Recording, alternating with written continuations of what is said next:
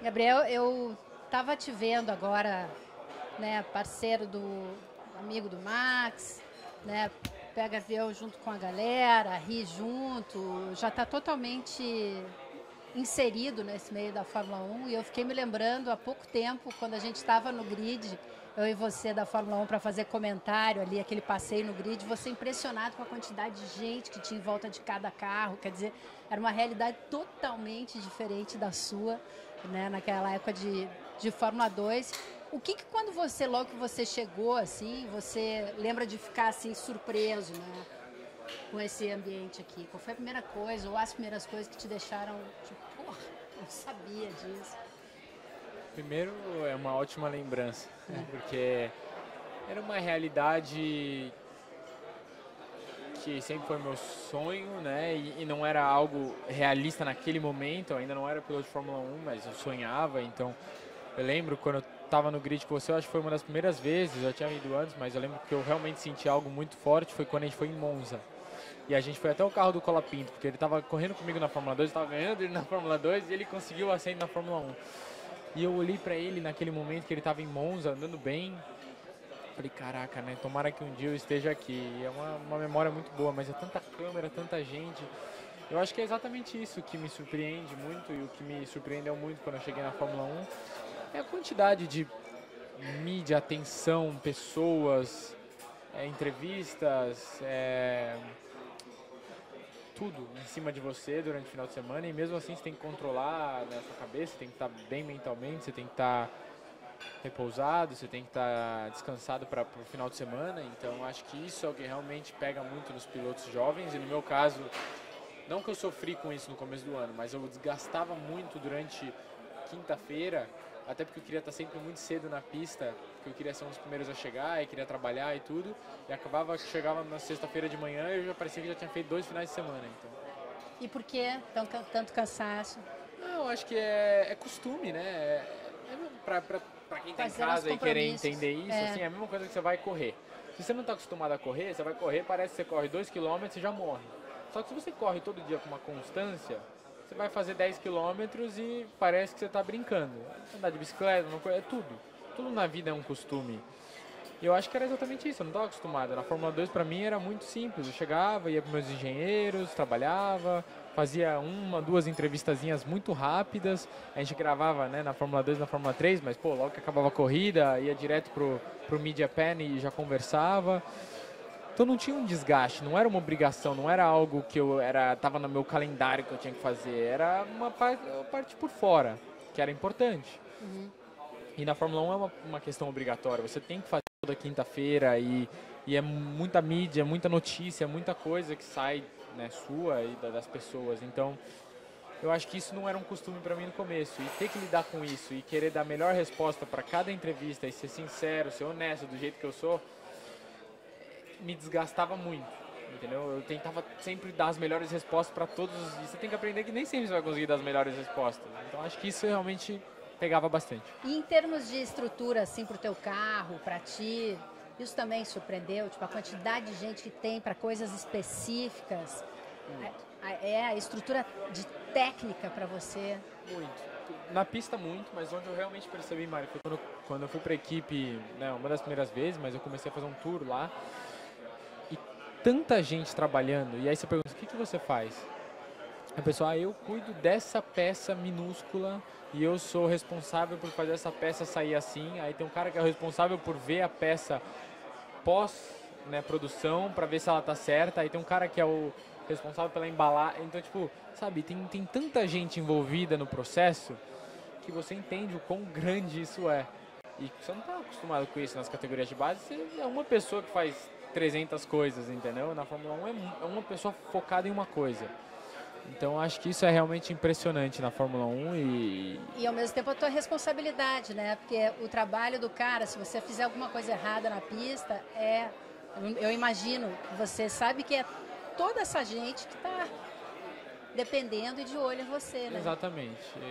Eu sou a peça que está pilotando o carro e eu não sou mais importante que ninguém. Eu acho que cada pessoa na equipe tem o seu valor e todo mundo Sem essas pessoas, a equipe não roda. Sem o piloto, a equipe não roda. Sem o carro, a equipe não... E assim funciona. Ninguém é mais importante que ninguém. É uma equipe e todo mundo faz tudo junto. E eu acho que quando eu estou pilotando, e principalmente quando eu aprendo realmente as pessoas e conheço as pessoas que estão trabalhando, né, na fábrica e tudo, você dá mais importância quando você está pilotando o carro, porque você entende, você dá valor ao trabalho das pessoas, entendeu? É importante você dar valor, porque, sei lá, eu acho que é o mínimo que a gente pode fazer, sabe? Muitas vezes a gente nem conhece as pessoas que estão na fábrica, eu não conheço todo mundo que trabalha lá, mas só de saber que as pessoas estão lá, torcendo por mim e trabalhando no meu carro é algo incrível para mim.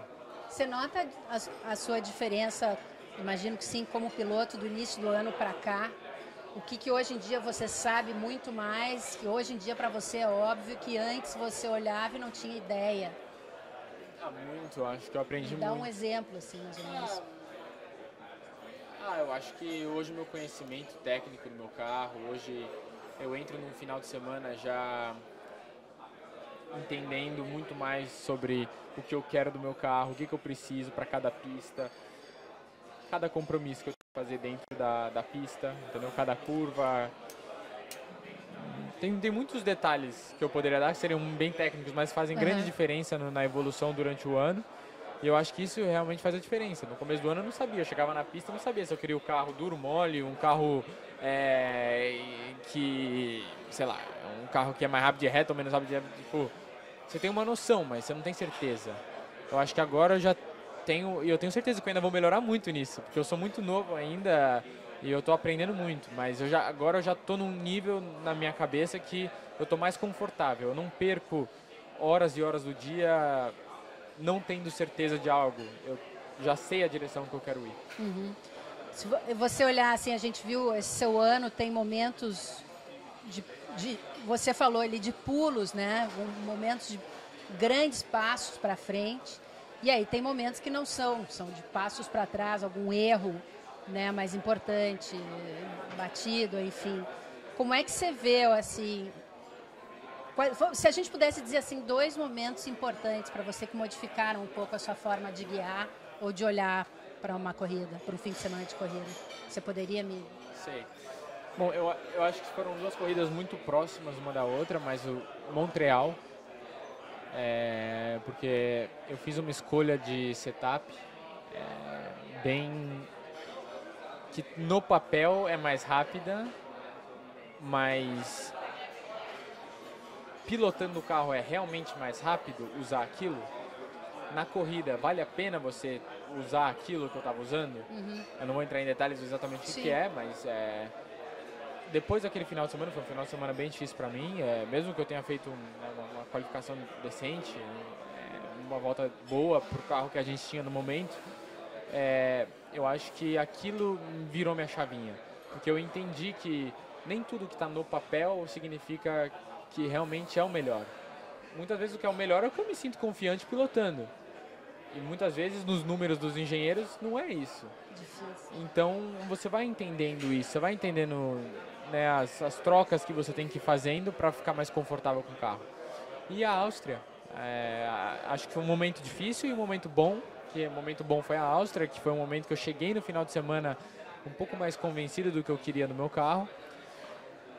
E eu coloquei o upgrade no carro que a gente trouxe para aquele final de semana, muito confiante desde a primeira volta, não cometi nenhum erro o final de semana inteiro, coloquei o carro pela primeira vez no Q3 no ano, aquilo me trouxe uma confiança absurda também, e uma corrida que eu fiz muito boa também, eu acho que aquilo me trouxe muita energia positiva, muita coisa boa e meus primeiros pontos na Fórmula 1 também, então isso me ajudou no meu desenvolvimento para as outras etapas, eu diria. Teve um momento legal também ali, que tem uma disputa boa com o Alonso, e aí depois ele veio te dar os parabéns pelos pontos. Em algum momento dessa disputa, você chegou a ficar assim, como é que o cara disputa comigo assim? Ou você achou que era normal? Não, vou ser sincero. E a tua relação com ele, como é que tá? Quando eu tava chegando nele, eu não sabia se ele ia complicar minha vida ou não. Porque eu falei, eu tô vindo bem mais rápido, talvez se ele saiba que eu posso pegar o Lawson... Uma coisa é assim, o Lawson estivesse totalmente fora de jogo, eu tenho certeza que ele ia trancar. Porque fechou a viseira é jogo duro para qualquer um, tanto da parte dele quanto da minha parte. Mas o Fernando, como ele pensa muito, eu falei assim, vai que ele me deixa passar e aí eu tento pegar o Lawson e se acontecer alguma coisa, ele passa os dois. É uma mentalidade que você pode ter. E eu acho que ele não teve essa mentalidade. Tá certo ele defende a posição tanto que ele acabou na minha frente. Mas eu acho que foi isso que aconteceu ali. E aí quando eu comecei a lutar com ele, eu falei, pô, ele tá lutando bem duro aqui, tá difícil passar ele. E ele me deu uma aula ali de defesa, de como posicionar o carro e tudo. E aí depois te deu os parabéns. Depois me deu um grande abraço saindo do carro, que eu fiquei muito feliz, várias fotos bonitas que saíram. Pô, Fernando Alonso vindo me te dar parabéns pelos seus primeiros pontos na Fórmula 1, não tem nem o que falar. Como é que foi a tua aproximação com o Max Verstappen? E vocês conversam um pouco de Fórmula 1? Sim, a gente conversa muito, eu treino muito com ele.